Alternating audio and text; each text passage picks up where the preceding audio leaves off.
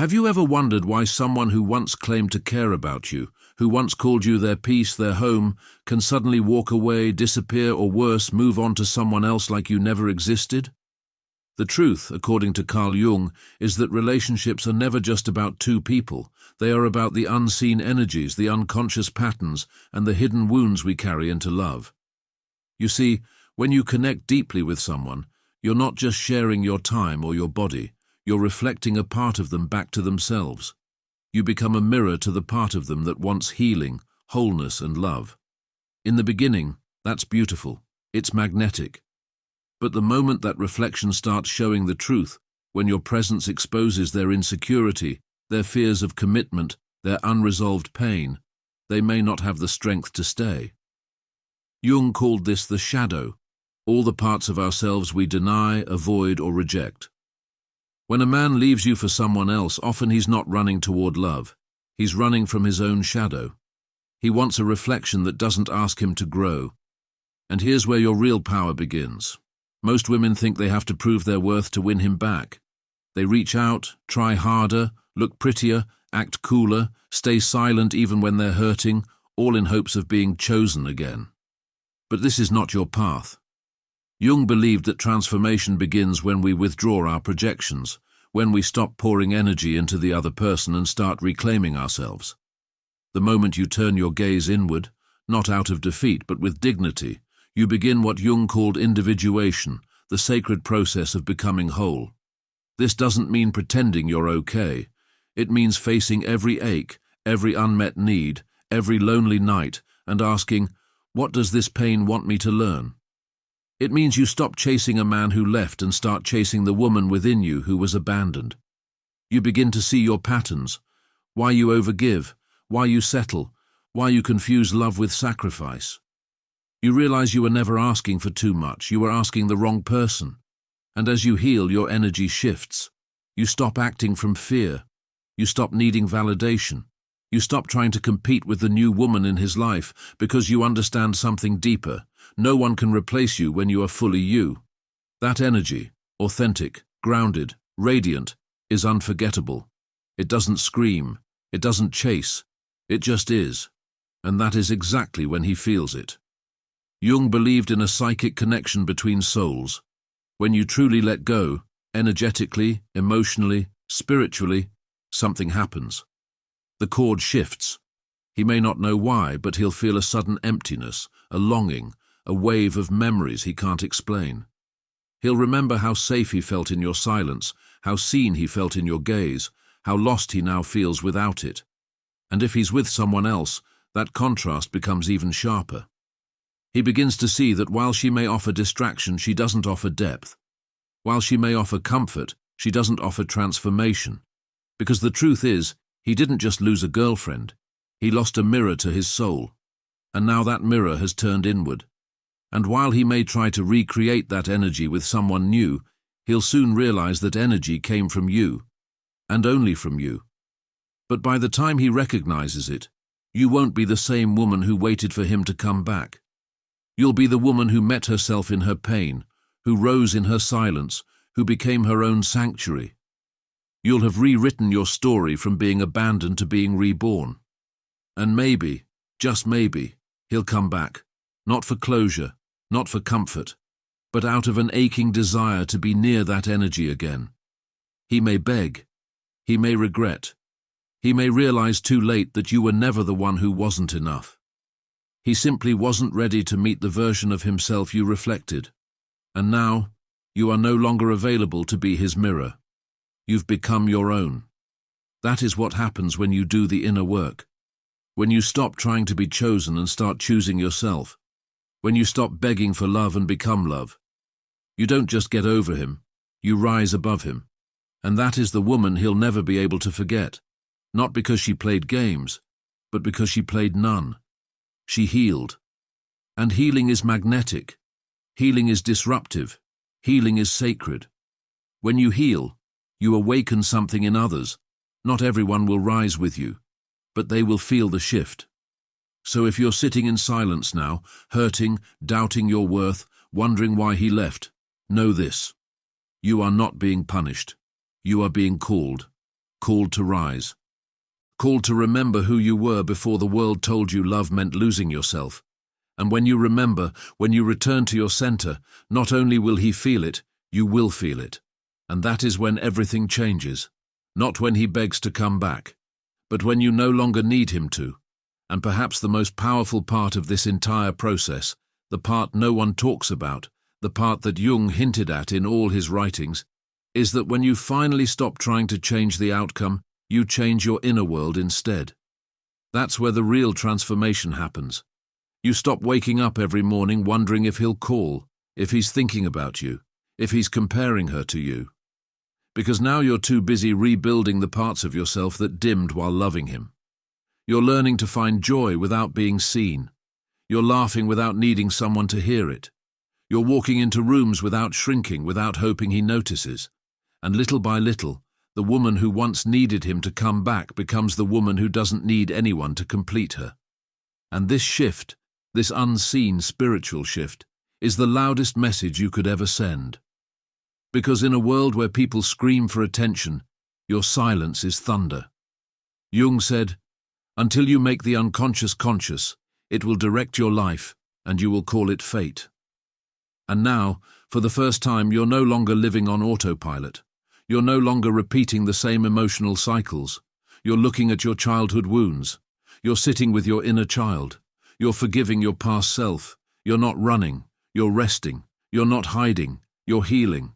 And while others might see this as weakness, he might even interpret your absence as indifference, what's really happening is that you're taking your power back in the most sacred way possible. Because true power isn't loud. It doesn't beg, threaten, or perform. It simply is. And that is what he will feel in his quietest moments, when the crowd leaves, when the thrill fades, when he lies awake wondering why he still thinks about you, why your name still carries weight in his heart. He won't be able to explain it, because what he misses is not just your presence, it's the reflection of himself he only saw when you were near. But now that mirror is gone, and what remains is his own unhealed self, exposed in the absence of your light. And maybe, in time, he'll try to come back, not just because he misses you, but because being with you was the only time he felt truly connected to something real. But by now, you've grown. You've walked through your own underworld and came out glowing. You've touched the parts of yourself that don't need rescuing. And if he does return, you will no longer be the girl who's waiting at the door with open arms. You will be the woman who stands in her truth, who listens carefully and chooses consciously, not from loneliness, but from deep self-respect. Because now you know, love that demands your silence, love that asks you to forget yourself isn't love. It's fear. And you are no longer operating from fear. You are love, not the kind that attaches, chases, or craves, the kind that exists, that expands, that liberates. And Jung would tell you, this is individuation at its finest, the full integration of who you are, light, shadow, pain, power, all of it held together without needing another person to validate it. And the irony is, that is exactly what makes you irresistible. Because men don't fall for perfect women, they fall for women who have risen from their own ashes, women who have loved, lost, and still choose to keep their hearts open, women who are soft yet strong, quiet yet unshakably present, women who are no longer searching for love because they've become it. That is the woman he'll remember. That is the woman he'll long for in every superficial connection he tries to build after you.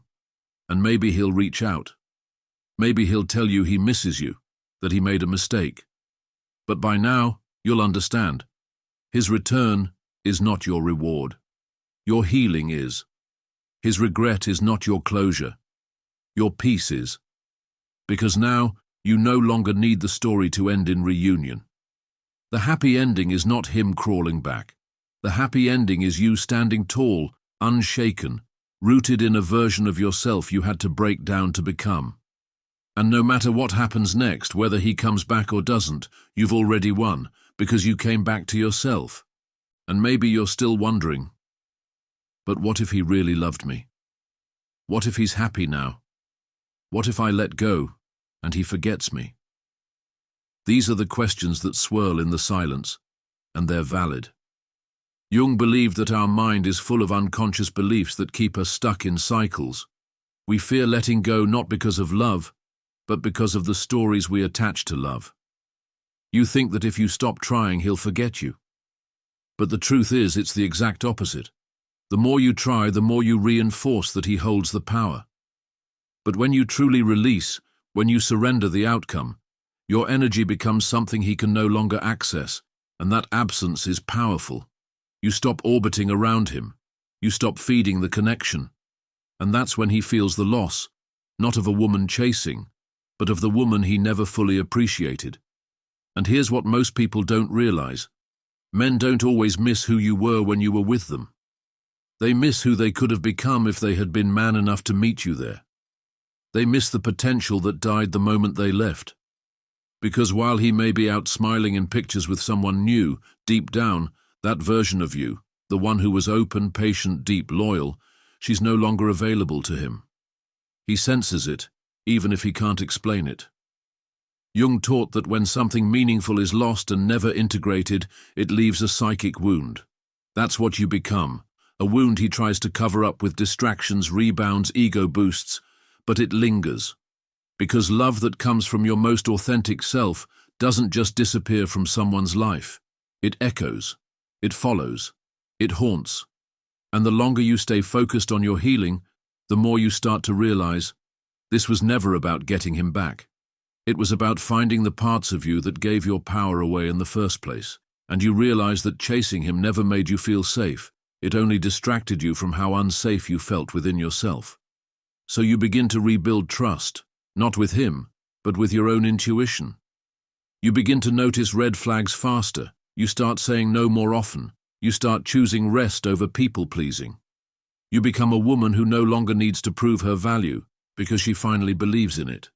And that kind of self-trust, that's what changes your entire life. Because once you're no longer seeking emotional scraps, you stop attracting people who offer them. You start attracting aligned, present, grounded energy.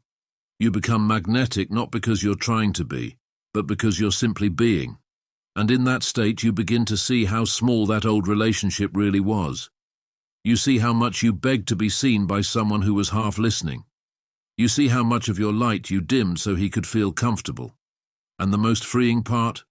You no longer blame him. You just see it all clearly. You don't hate him. You don't need revenge. You just don't need him anymore. That's real healing.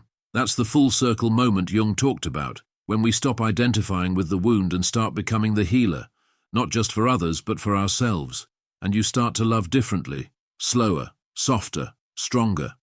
You no longer confuse attention with affection. You no longer settle for being tolerated. Because now you know you were always enough. He just wasn't ready. And now that you are, now that you've met yourself fully, the version of you who once begged him to come back wouldn't even recognize the woman you are today, because she was still waiting to be loved. And you finally are. So if he comes back one day, knocking on your door, calling your name, saying he finally sees your worth, you'll smile. Not because you waited for it, but because you no longer need it. You'll understand that his return was never your goal. Your return to yourself was. And if he doesn't come back, that's okay too, because the love you were searching for in him, you found in you. And that kind of love, it doesn't beg, it doesn't chase, and it never leaves again. It stays, right here, in your heart, in your soul, in your silence. You didn't lose him. You found you. And that was the real miracle all along.